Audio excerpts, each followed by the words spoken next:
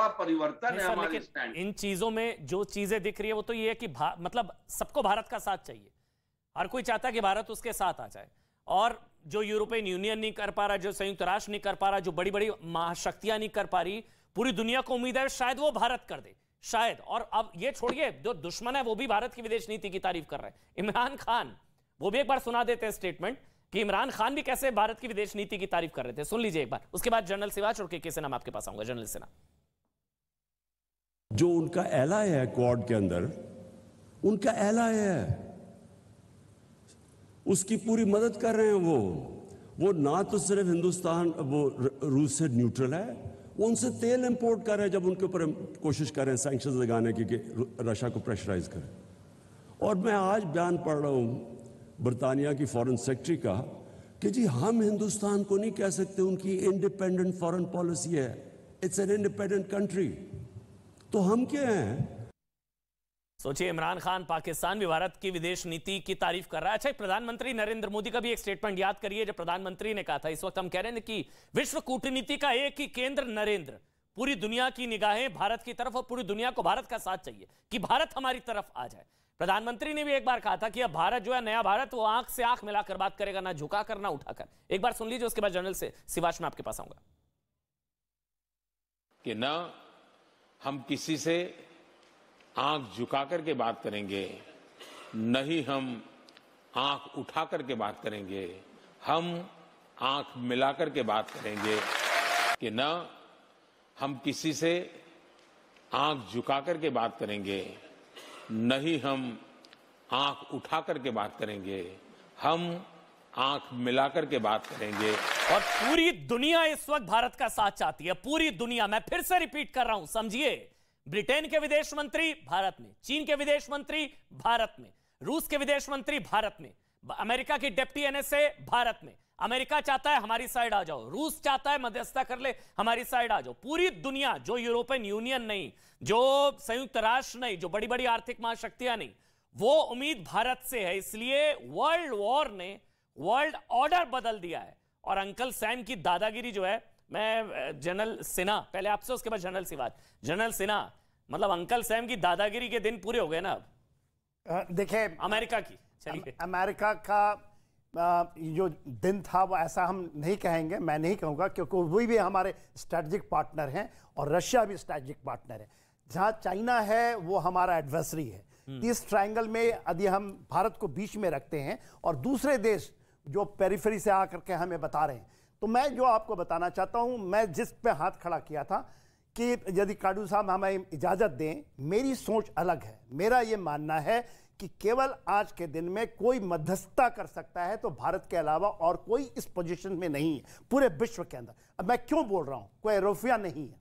देखिए, जब actual intense fighting हुई थी, आप ही बोलिएगा, उनके कहने का मतलब है, मध्यस्थता का मतलब है रूस चाहता है कि आप हमारी साइड आ जाओ। नहीं नहीं नहीं, वो ऐसा नहीं कह रहा है कोई, ऐसा, ये देखिए, ये गलत होगा, ये गलत। मैं भी बहुत ध्यान से सुना हूं, अच्छा, चलिए, और ध्यान से पढ़ के आया हूं और पूरा विश्लेषण देखा है। हाँ, देखिए, वो कह रहा है आप मध्यस्थता करें, आप आए और हमारे के पीस की जो बातचीत चल रही है उसमें जाएं। यदि इजराइल कर सकता है, पर भारत क्यों नहीं कर सकता? देखिए, आज ये समझिए, पूरे विश्व में रीअलाइनमेंट चल रही है, इसको छोड़ दीजिए। ये अब रीअलाइनमेंट, मल्टीपोलैरिटी में आज नेतृत्व लेने का समय है। और क्या जरूरत है? देखिए, क्यों मैं बोल रहा हूं, जब एक्चुअल इंटेंस फाइटिंग चल रही थी तो उस समय ऑपरेशन गंगा में ये भारत पूरे विश्व के अंदर में केवल अपने बोथ यूक्रेन से, रशिया से, उस जगहों से लोगों को निकाला। 20,000, एक दो नहीं, 20,000, ये मारियोपोल से, इसी खारकीव से, और निकाल के लाए। एक कैजुअलिटी हुई है और अमेरिका छोड़ दिया, चाइना छोड़ दिया अपने लोगों को। मगर ये तो एक एग्जाम्पल दे रहा हूं, एक एग्जाम्पल है, तो हमें इसमें कहीं भी पीछे हटना नहीं चाहिए। देखिए, स्ट्रैटेजिक अपॉर्चुनिटी आती है, ये स्ट्रैटेजिक अपॉर्चुनिटी रशिया ने लिया है।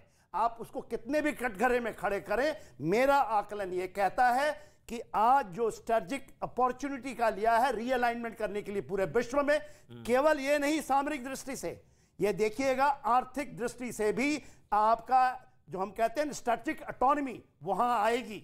जब हम रुपया और रुबल की बात करते हैं, हम ये कहते हैं कि 3 बिलियन बैरल हम उनसे खरीदेंगे एक्स्ट्रा, और हम केवल 7% से नहीं, हम आगे भी जा सकते हैं, और ये केवल तो अभी शुरू है। अनाज जनरल सिवाच मतलब भारत मध्यस्थता जो रूस के विदेश मंत्री कह रहे हैं, उस पर आपका क्या टेक है? विवेक काटजू को आपने सुना, जनरल सिन्हा को आपने सुना? हाँ, थोड़ा अमन टाइम दो। बिल्कुल सर, बोलिए ना, देखो ऐसा लगता है कि आप बहुत अच्छे सिंसियर एंकर हैं, बड़े मैच्योर, पर उसमें गड़बड़ क्या होती है जब आप किसी को टाइम ही नहीं देते और किसी को ज्यादा टाइम देते हैं, उससे फिर ना बैलेंस डिस्कशन नहीं बनती है, तो कोई फायदा नहीं। अगर आप समझते हैं कि ज्यादा है, जनरल से बात बोलिए। हाँ देखो, मैं ये बताना चाहता हूँ, मैं जो काजू साहब की बात से बिल्कुल सहमत हूँ। उसमें रीजन है, देखो भारत जो मध्यस्थता के हरदम अगेंस्ट रहा है कश्मीर इशू के लिए। अगर आप देखो कश्मीर इशू के लिए डोनाल्ड ट्रंप आए थे, उन्होंने बोला बार बार कि भाई भारत और पाकिस्तान अगर चाहते हैं तो हम मध्यस्थता करेंगे। भारत ने साफ सुथरे शब्दों में बताया ये बायलैटरल इशू है, हम भारत और पाकिस्तान इकट्ठे मिलकर करेंगे, तो हमें कोई मध्यस्थता नहीं चाहिए। अगर हम इस टाइप की मध्यस्थता, टाइम दें आप, मध्यस्थता करते हैं तो कहीं ना कहीं हमारी कश्मीर पॉलिसी पे थोड़ा इंपैक्ट होता है। सेकंड, क्या हम सच्चाई में अध्यक्षता करने के लिए तैयार हैं? देखो जो देश आ रहे हैं यहां पर, इससे हमें गलत लेसन नहीं मिलना चाहिए कि भाई वो चाहते हैं कि भारत मध्यस्थता करे। सबके अपने इंटरेस्ट हैं। वो क्यों?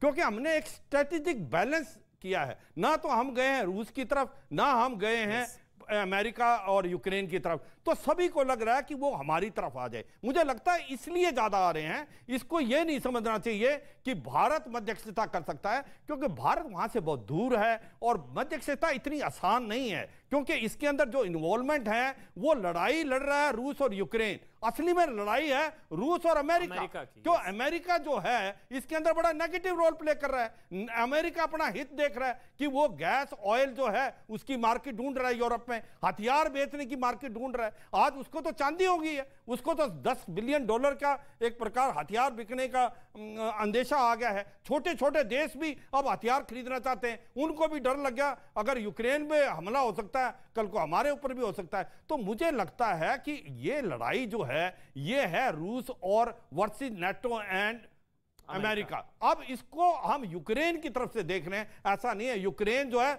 बलि का बकरा है, उसको एक प्रकार से मुझे लगता है 70% उसकी डिस्ट्रक्शन होगी। बड़ी दुख की बात है जिस प्रकार से यूक्रेन के ऊपर टेरिटोरियल इंटीग्रिटी और सॉवरेनिटी को बिल्कुल नष्ट कर दिया है। और मैं ये समझता हूं कि बस उसकी गलती यही है, जेलेंस्की ने विश्वास किया अमेरिका पर, जो बाइडेन से जेलेंस्की ने सोचा वो मदद करेंगे और उसने बेवकूफी कर दी। आज उसने अपना पूरा देश बर्बाद कर दिया। मगर मुझे लगता है रूस को भी काफी नुकसान हुआ है। रूस एक इकोनॉमिकली स्ट्रांग नहीं है, मिलिटरली बहुत स्ट्रांग है, नंबर 2 है, पर इकोनॉमी तो 12 नंबर है, उसकी पूरी इकोनॉमी $1.43 ट्रिलियन है। तो मैं ये कह रहा हूं, आप कह रहे हैं कि इंटरफेयर करना, कश्मीर वाली जो पॉलिसी है, दो देशों के बायलैटरल इशू में पड़ना, वो भारत की कश्मीर पॉलिसी, स्टेटेड पॉलिसी के खिलाफ होगा। कर्नल राठौड़, आपका एक एक करके सबका स्टैंड पहुंचना बहुत जरूरी है। कर्नल राठौड़, आपका क्या पक्ष है मध्यस्थता को लेकर? की